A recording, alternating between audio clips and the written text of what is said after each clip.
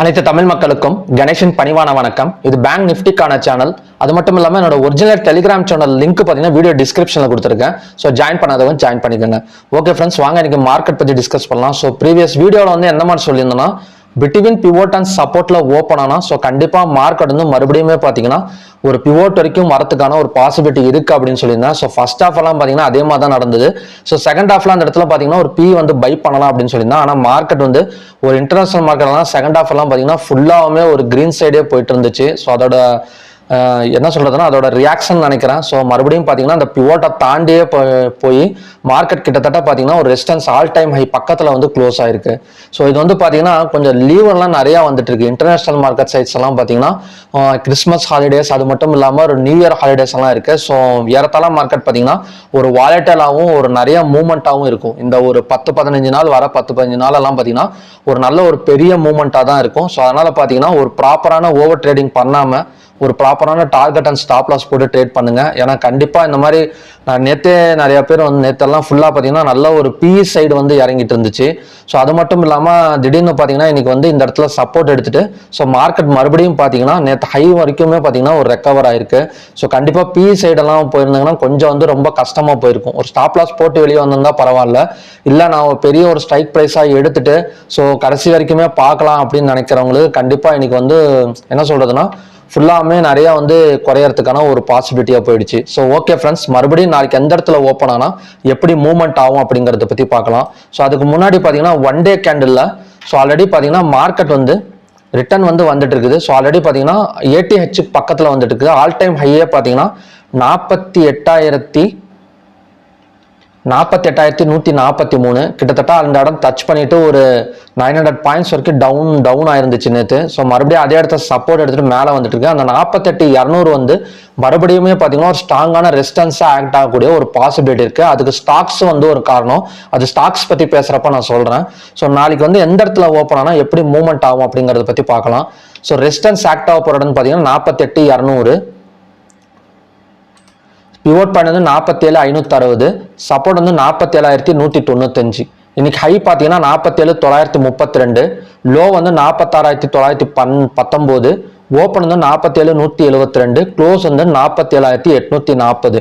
கிட்டத்தட்ட ஓப்பன் ஆன இடத்துல இருந்து ஒரு 800 பாயிண்ட்ஸ் வந்து மேலே போய் தான் மார்க்கெட் வந்து க்ளோஸ் ஆயிருக்கு. அது மட்டும் இல்லாமல் ஓப்பன் ஆன இடத்துல இருந்து ஒரு 200 பாயிண்ட்ஸ் மட்டும் தான் கீழே வந்திருக்கு. மற்றபடி மேலே தான் போயிட்டு பார்த்தீங்கன்னா மார்க்கெட் வந்து க்ளோஸ் ஆயிருக்கு. ஸோ இந்த ஹை லோ ஓப்பன் க்ளோஸை வச்சு நம்ம பார்த்தோம்னா ஸோ கண்டிப்பாக வந்து மார்க்கெட் வந்து ஒரு பை ட்ரெண்ட் தான் காட்டும். ஸோ அதை மட்டுமே வச்சு பார்த்துடக்கூடாது.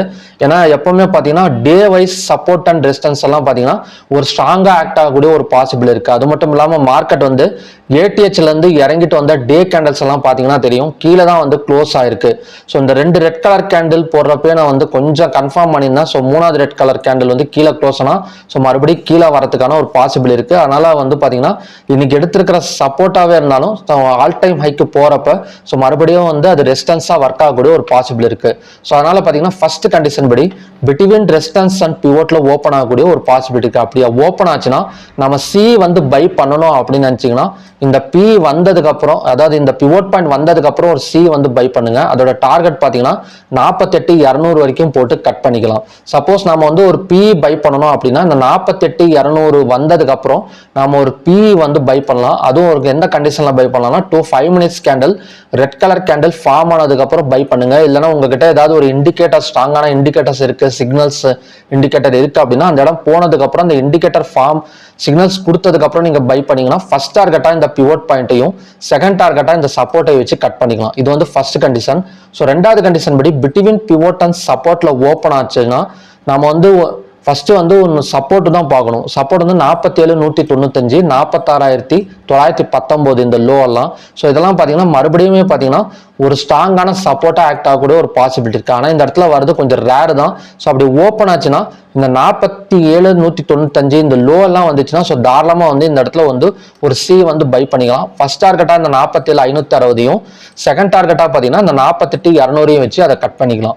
ஸோ மூணாவது கண்டிஷன் படி ஒரு கேப் அப் விழுந்தா கூட அது ஒரு ஃபேக் கேப் அப்பா இருக்கிறதுக்கான ஒரு பாசிபிள் இருக்கு. அதனால கொஞ்சம் வந்து பொறுமையா இருங்க. ஸோ இன்னைக்கே பார்த்தீங்கன்னா மார்க்கெட் வந்து ஒரு சின்ன கேப் டவுன் தான். அதாவது மார்க்கெட் வந்து ஒரு கேப் டவுன்ல தான் ஓப்பன் ஆச்சு. அதாவது ரொம்ப பாயிண்ட் எல்லாம் கிடையாது, ஒரு 10 பாயிண்ட் 20 பாயிண்ட் கேப் டவுன்ல ஓப்பன் ஆயிருந்துச்சு.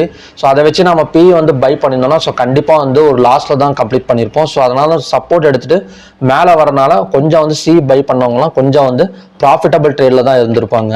ஸோ அதனால தான் சொல்லலாம் நாளைக்கும் பார்த்தீங்கன்னா ஒரு கேப் அப்ல ஓப்பன் ஆனால் கூட இந்த இடத்துல பார்த்தீங்கன்னா ஒரு ஸ்ட்ராங் ரெசிஸ்டன்ஸ் இருக்கு. 48 200 எல்லாம் பார்த்தீங்கன்னா ஒரு ஸ்ட்ராங் ரெசிஸ்டன்ஸ் ஆக்ட் ஆகக்கூடிய ஒரு பாசிபிள் இருக்கிறதுனால ஸோ அந்த இடம் வந்ததுக்கு அப்புறம் 5 மினிட்ஸோ இல்லை 15 மினிட்ஸ் கேண்டலோ ரெட் கலர் கேண்டில் ஃபார்ம் ஆனதுக்கு அப்புறம் நம்ம ஒரு பி சைடு போனோம்.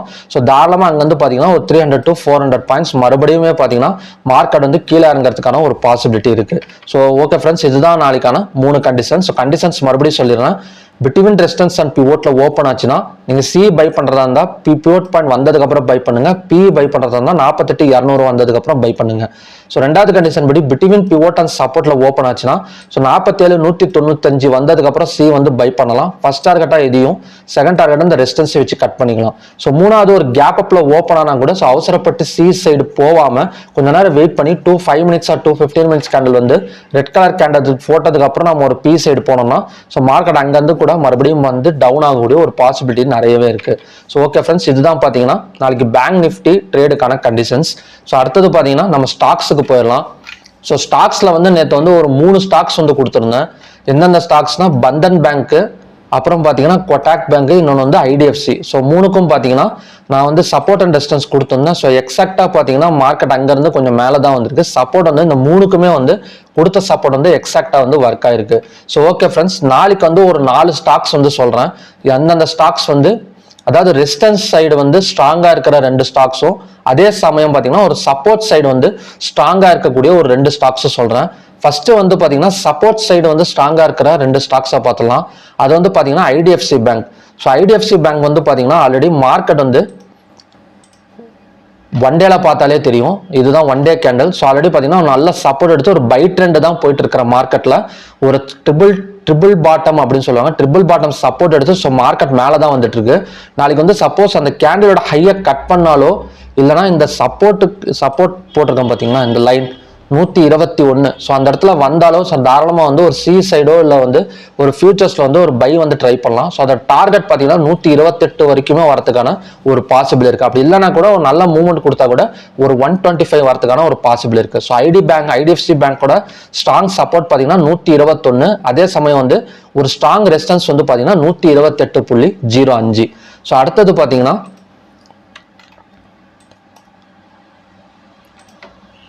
HDFC bank. ஸோ ஹெச்டிஎஃப்சி பேங்க்லயும் அதே மாதிரி தான் ஸ்ட்ராங் சப்போர்ட் ஒன்று இருக்கு. அதே சமயம் பார்த்தீங்கன்னா ரெசிஸ்டன்ஸ் சைடு தான் போயிட்டு இருக்குது மார்க்கெட். ஸோ ஐடிஎஃப்சி பேங்க் ஒன்று, ஹெச்டிஎஃப்சி பேங்க் ஒன்று. ஸோ ஹெச்டிஎஃப்சி பேங்க்ல பார்த்தீங்கன்னா ஸ்ட்ராங் சப்போர்ட்னு எடுத்துக்கிட்டா 1649, ரெசிஸ்டன்ஸ் வந்து பார்த்தீங்கன்னா 1699. கிட்டத்தட்ட பார்த்தீங்கன்னா ரெசிஸ்டன்ஸ் பக்கத்தில் தான் நிற்குது ஹெச்டிஎஃப்சி பேங்க். ஸோ 1700 எல்லாம் வந்துச்சுன்னா ஸோ மறுபடியும் மார்க்கெட் அங்கேருந்து கொஞ்சம் டவுன் ஆகக்கூடிய ஒரு பாசிபிலிட்டிஸ் இருக்கு. ஒன் டேல காட்டுறோம் பாருங்க. ஸோ மார்க்கெட் பார்த்தாலே தெரியும், கிட்டத்தட்ட பார்த்தீங்கன்னா ஒரு சப்போர்ட் அண்ட் ரெசிஸ்டன்ஸ்குள்ளார தான் டிராவல் ஆகிட்டு இருக்கு ஹெச்டிஎஃப்சி. ஸோ சப்போர்ட் டச் பண்ணிட்டு மேலே வந்துட்டு இருக்கு. இப்போ வந்து 1700ங்கிறது ஒரு ஸ்ட்ராங்கான ரெசிஸ்டன்ஸ் நோக்கி தான் வந்துட்டு இருக்கு. ஸோ அந்த இடம் வந்ததுக்கு அப்புறம் நம்ம ஒரு பி பை பண்றதோ இல்லை ஃபியூச்சர்ஸ்ல ஒரு செல் பண்றதோ அப்படின்னு இருந்துச்சுன்னா ஸோ கண்டிப்பாக வந்து ஒரு ப்ராஃபிட்டபிள் ட்ரேடா வந்து கட் பண்ணலாம். ஸோ அடுத்தது பார்த்தீங்கன்னா State Bank of India. So State Bank of India பார்த்தீங்கன்னா ஒரு சப்போர்ட்ல தான் நின்றுட்டு இருக்குது. அதோட ஸ்ட்ராங் சப்போர்ட் வந்து பார்த்தீங்கன்னா 636.10. ஸோ இதுதான் பார்த்தீங்கன்னா ஒரு ஸ்ட்ராங் சப்போர்ட். ஸோ ஆல்ரெடி பார்த்தீங்கன்னா சப்போர்ட் டச் பண்ணிட்டு கிட்டத்தட்ட பார்த்தீங்கன்னா ஒரு 5 or 6 10 பாயிண்ட்ஸ் வரைக்குமே கொடுத்துருக்கு. ஸோ அகைன் வந்து அதே சப்போர்ட் வந்து டச் பண்ணிச்சுன்னா ஸோ மறுபடியும் பார்த்தீங்கன்னா ஒரு 10 பாயிண்ட்ஸ் ஆர் 20 பாயிண்ட்ஸ் வரைக்குமே கொடுக்கறதுக்கான ஒரு பாசிபிலிட்டி இருக்கு. ஸோ ஆல்ரெடி சொன்ன மாதிரி தான் ஸ்டேட் பேங்க் ஆஃப் இந்தியா வந்து பார்த்தீங்கன்னா ஒரு பை ட்ரெண்ட்ல தான் போயிட்டு இருக்குது. ஆல் டைம் ஹை எல்லாம் கூட 2 தடவை கட் பண்ணிடுச்சு. ஸோ சப்போர்ட் எடுத்துட்டு மறுபடியும் மேலே வந்துட்டு இருக்குது. நாளைக்கு நம்ம என்ன பண்ணணும்னா நீங்களோட ஹையை வந்து நாளைக்கு கட் பண்ணா ஸோ தாராளமாக வந்து நம்ம ஒரு பை சைடு வந்து ட்ரை பண்ணலாம். இல்லைன்னா இந்த சப்போர்ட் இடம் வந்தாலும் 636.10 எல்லாம் வந்துச்சுன்னா ஸோ தாராளமாக வந்து நம்ம ஒரு பை சைடு வந்து ட்ரை பண்ணலாம். ஸோ இன்னொரு பேங்க் வந்து பார்த்தீங்கன்னா கொட்டாக் பேங்க் வந்து பார்த்தீங்கன்னா ஒன் டேல காட்டுறோம் பாருங்க. ஒரு ஸ்ட்ராங்கான ரெசிஸ்டன்ஸை நோக்கி தான் வந்துட்டு இருக்குது. ஸோ ஆல்ரெடி சொன்ன மாதிரி தான் ஒரு ஹெச்டிஎஃப்சி மாதிரி தான் கொட்டாக் பேங்க்கும் ஒரு ஸ்ட்ராங்கான ரெசிஸ்டன்ஸை நோக்கி வந்துட்டு இருக்குது. 1865 எல்லாம் பார்த்தீங்கன்னா ஒரு ஸ்ட்ராங்கான ரெசிஸ்டன்ஸ். அதே மாதிரி ஒரு ஸ்ட்ராங்கான சப்போர்ட் வந்து பார்த்தீங்கன்னா ஒரு 1816.95. இந்த ரெண்டு இடம் பார்த்தீங்கன்னா ஒரு ஸ்ட்ராங்கான சப்போர்ட் அண்ட் டிஸ்டன்ஸுக்குள்ள தான் ஆக்ட் ஆகுது. ஸோ நம்ம வந்து சப்போர்ட் சைடு போனோம், சி சைடு போனோம் அப்படின்னா அந்த ரெண்டு பேங்க் என்னென்ன பேங்க் சொன்னோம்னா எஸ்பிஐஎன்னும் அதே சமயம் பார்த்தீங்கன்னா ஐடிஎஃப்சியும். சப்போஸ் நம்ம வந்து ஒரு ரெசிஸ்டன்ஸ் வந்து ஸ்ட்ராங்காக இருக்கிற இடம் பார்த்தீங்கன்னா கொட்டாக் பேங்க், அதுக்கப்புறம் பார்த்தீங்கன்னா ஹெச்டிஎஃப்சி பேங்க். ஸோ இந்த ரெண்டு பேங்க் தான் பார்த்தீங்கன்னா கிட்டத்தட்ட ஒரு ஸ்ட்ராங்கான ரெசிஸ்டன்ஸை நோக்கி வந்துட்டு இருக்கு. ஸோ அந்த இடம் டச் பண்ணிங்கன்னா ஸோ ஆட்டோமேட்டிக்காக பார்த்தீங்கன்னா மார்க்கெட் வந்து கீழே இறங்கிறதுக்கான பாசிபிள் இருக்குது. ஸோ ஆல்ரெடி சொன்ன மாதிரி தான் மார்க்கெட் எல்லாமே பார்த்தீங்கன்னா ஒரு கிரீன் கலரில் தான் கம்ப்ளீட் ஆயிருக்கு. இன்னைக்கு எல்லா ஸ்டாக்ஸுமே நேற்று எல்லா ஸ்டாக்ஸுமே எப்படி ரெட் கலரில் கம்ப்ளீட் ஆனிச்சோ ஸோ அதே மாதிரி கொஞ்சம் ரெக்கவர் எடுத்துகிட்டு எல்லாமே பார்த்தீங்கன்னா கிரீன் கலரில் தான் கம்ப்ளீட் ஆயிருக்கு. ஆனால் 48,200 அப்படிங்கிற ஒரு இடம் பேங்க் நிஃப்டியில் மட்டும் ஒரு ஸ்ட்ராங்கான ரெசிஸ்டன்ஸாக ஆக்ட் ஆகக்கூடிய ஒரு பாசிபிலிட்டி இருக்குது. ஓகே ஃப்ரெண்ட்ஸ், இதுதான் நாளைக்கான ப்ரெடிக்ஷன். ஸோ மறுபடியும் பார்த்தீங்கன்னா ஒரு நல்ல ப்ரெடிக்ஷனோட நாளைக்கு நான் வந்து உங்களை மீட் பண்ணுறேன். நன்றி, வணக்கம்.